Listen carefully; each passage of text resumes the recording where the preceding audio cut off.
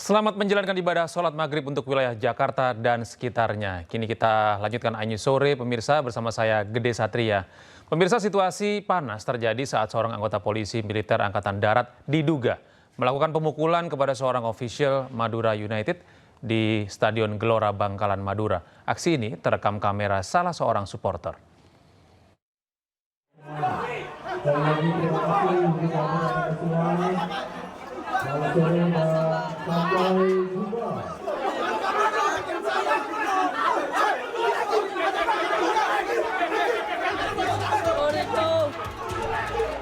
Beginilah kericuhan yang terjadi pasca pertandingan Liga 1 antara Madura United melawan Borneo FC di Stadion Bangkalan Madura. Seorang petugas keamanan dari POM AD diduga nyaris memukul seorang ofisial Madura United di pinggir lapangan, dan aksi ini terekam kamera salah seorang supporter. Insiden ini membuat emosi para pemain dan ofisial tim Madura United yang menyaksikan hal tersebut. Mereka mengejar hingga ke lorong stadion menuju ruang ganti pemain. Namun setelah pertandingan, Komandan Subdenpom 544 Bangkalan, Letu CPM Asrul Anwar langsung mendatangi pihak Madura United dan menyampaikan situasi terjadi karena kesalahpahaman.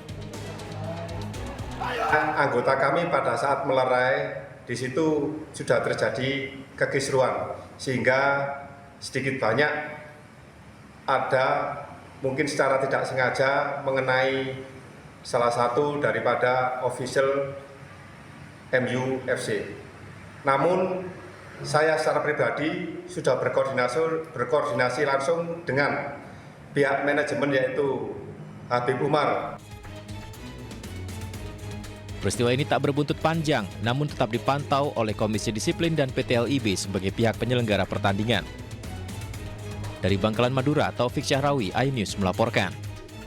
Ya pemirsa, Timnas Indonesia tengah berjuang di kualifikasi Piala Dunia Zona Asia tentunya membutuhkan dukungan oleh supporter saat bermain di kandang.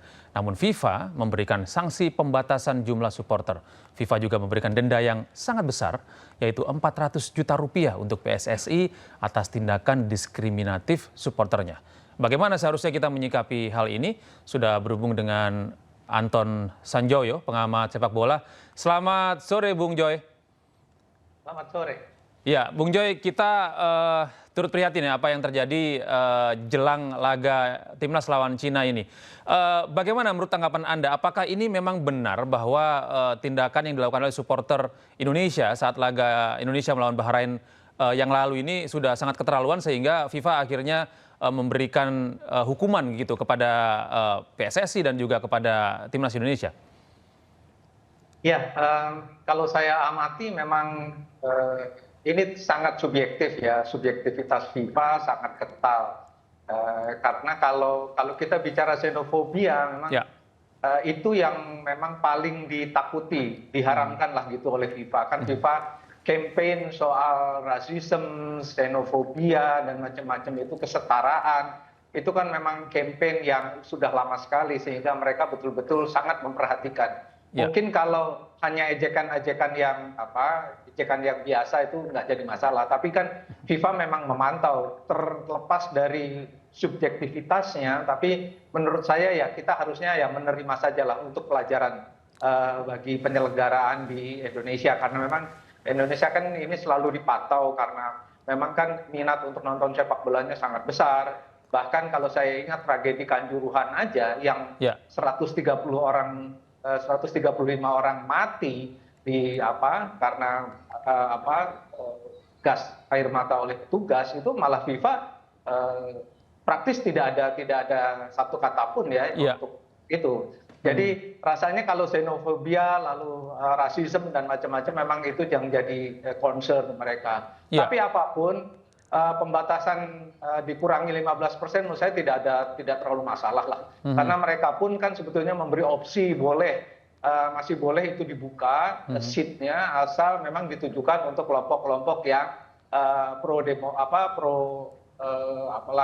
penerapan olahraga bola yang bersih dan sehat begitu ya. Pokoknya yang pro soal kesetaraan lah gitu. Tapi kan Indonesia kayaknya nggak punya ya kelompok-kelompok itu yang demen bola. Jadi menurut saya, tapi soal 15% itu nggak terlalu pengaruh. Dan 400 juta itu juga kecil lah buat PSSI ya. Karena Iya. biaya untuk naturalisasi aja kan berapa puluh miliar itu kan, enggak. Betul. Itu mereka Betul, nggak ada Bung Joy. masalah dengan itu. Tapi artinya hukuman atau konsekuensi yang ditanggung oleh PSSI meskipun angkanya tidak cukup besar, tapi ini kan menjadi pelajaran cukup memalukan begitu bagi kita ya. Apakah ini merupakan sebuah tindakan yang kita bisa bilang sebagai kecolongan juga dari PSSI yang tidak memberikan literasi yang baik gitu kepada supporter agar tidak melakukan aksi-aksi yang menyinggung diskriminasi ataupun xenofobia ini? Kalau dari sisi apa yang dilakukan PSSI sebetulnya ya sudah cukup maksimal ya, karena kan mereka juga sekarang ada pakai, kalau mau nonton timnas kan pakai Garuda ID, sudah tidak ada flare, sudah tidak ada petasan, tidak ada hal-hal yang sebetulnya di luar teriakan-teriakan xenofobia itu ya. Saya juga nggak, saya coba cari tadi apa yang diteriakan, tapi yang saya tidak mendapatkan informasi itu. Tapi saya yakin memang ada pengawas FIFA kan di sana dan mereka memantau betul gitu loh. Jadi memang ini mungkin tambahan kerja buat PSSI ya. Selain Garuda ID sudah jalan, dan itu menurut saya sudah cukup bagus karena semua penonton yang masuk ke sana kan terdata. Dan sekarang mereka harus melakukan literasi kepada penonton timnas bahwa mereka nggak boleh lagi menerapkan hal-hal seperti itu. Dan itu yang harus jadi pelajaran. Mungkin campaign seperti itu ya yang harus dilakukan oleh PSSI yang harus lebih banyak, karena menurut saya kalau penonton timnas ya, menurut saya sudah cukup dewasa. Cuma kalau di Liga 1 barangkali memang kerjanya masih cukup banyak ya, karena soal kerusuhan dan macam-macam itu masih sering terjadi di pertandingan liga. Tapi kalau timnas relatif aman sih menurut saya. Jadi nanti melawan Cina pun saya kira dengan kejadian seperti ini ya harusnya mereka bisa lebih tertib, karena jangan sampai kan konon katanya ketika Indonesia tampil di Cina kan juga mendapatkan ejekan-ejekan gitu. Tapi kan kalau dalam batas wajar FIFA sih masih oke-oke saja, asal jangan menyinggung soal rasisme. Ini yang paling gawat kalau buat FIFA. Jadi mereka betul-betul tidak mentolerir soal ini. Bung Joy, jika Anda melihat literasi soal dukungan begitu ya oleh supporter di luar negeri, seperti apa seharusnya yang dilakukan di Indonesia sehingga tidak terjadi lagi hal-hal sedemikian ini? Ya kalau di luar negeri sih kampanye menurut saya kan, kalau misalnya di UEFA yang saya sering datangi ya, ada di Piala Eropa atau di Piala Dunia, mereka itu kampanye sangat masif soal itu, no racism, kick racism out of football. Itu hampir menjadi makanan sehari-hari. Ya, kalau kita datang ke stadion, kita lihat pertandingan, banner dan macam-macam, leaflet segala macam mereka bagikan. Bahkan di televisi nasional itu kampanye seperti itu sudah sangat masif gitu. Karena mereka memang mengkhawatirkan sekali soal rasisme ini. Dan itu bisa menjadi, kan kalau di Eropa dengan begitu banyak suku bangsa yang tergabung di sana menjadi melting pot kan di negara, terutama di Eropa Barat, soal rasisme ini kan betul-betul sensitif. Jadi kalau tertrigger oleh pertandingan sepak bola, mereka khawatirkan akan terjadi chaos, kekacauan di mana-mana. Nah, rasanya itu yang menjadi concern memang.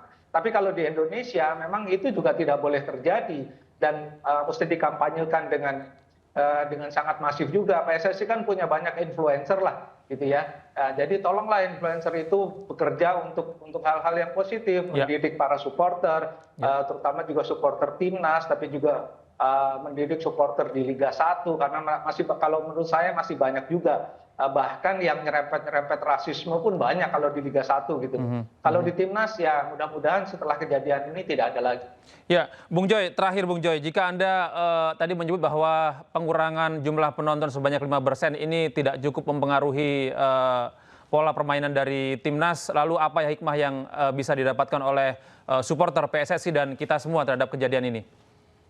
Kalau berkurang 15% kan kira-kira 10.000 aja ya. Jadi mungkin 70.000 penonton masih bisa masuk ke stadion, jadi nggak ada masalah gitu ya dari sisi itu. Dan saya yakin sih semangat untuk balas dendam atas kekalahan di Cina itu akan membuat pertandingan ini menjadi lebih seru. Dan hanya kemenangan melawan Cina yang bisa membuka peluang Indonesia kan ke putaran keempat. Karena untuk mengharapkan pertandingan melawan Jepang memang agak sulit. Tapi memang ini pertandingan yang harus dimenangi oleh Indonesia, dan saya yakin sih dengan semua kepercayaan diri mereka juga bisa berkumpul lebih lama karena liga-liga kan sudah selesai. Jadi Patrick Kluivert sudah bisa mengumpulkan pemain jauh-jauh hari.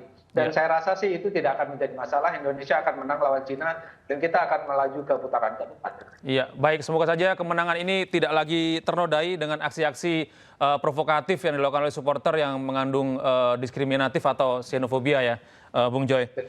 Ya. Baik, terima kasih Bung Anton Sanjoyo atas informasi Anda hari ini. Selamat beraktivitas. Assalamualaikum. Sama-sama, terima kasih.